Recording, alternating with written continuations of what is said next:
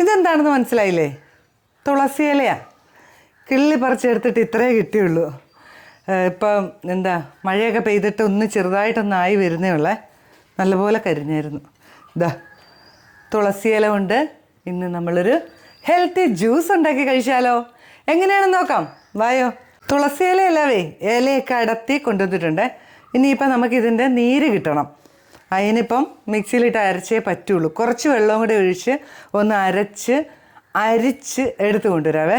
അല്ലാതെ നമുക്കിപ്പോൾ നീര് കിട്ടുന്ന സമയമല്ലല്ലോ. അങ്ങനെ ചെയ്തിട്ട് വരാം. നമ്മളിതാ നമ്മുടെ തുളസിയുടെ നീരെടുത്ത് വെച്ചിട്ടുണ്ട് കേട്ടോ.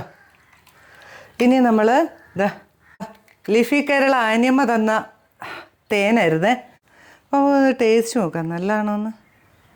കണ്ടേ,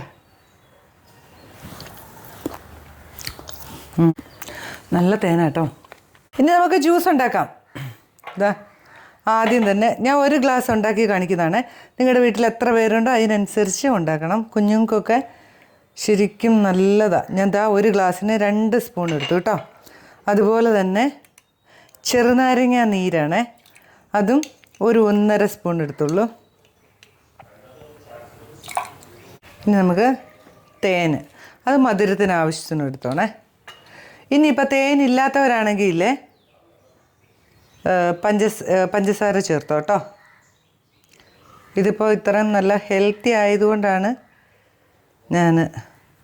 എനിക്ക് ഇച്ചിരി മധുരം വേണം, അതിന് വേണ്ടിയിട്ടാണ് 3 സ്പൂൺ, ചെറിയ സ്പൂണാണ്, 3 സ്പൂൺ ഒഴിച്ചു. ഇനി നല്ല തണുത്ത വെള്ളം ഇതാ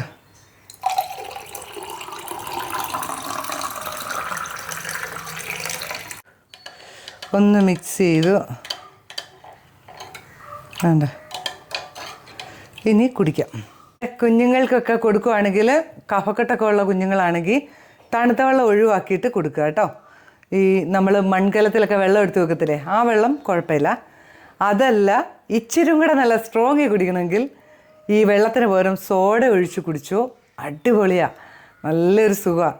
അപ്പോൾ അതാ നോക്കിയേ, നമ്മുടെ തുളസി ജ്യൂസ് ഇവിടെ റെഡി ആയിട്ടുണ്ട്. കുടിച്ചു നോക്കാം.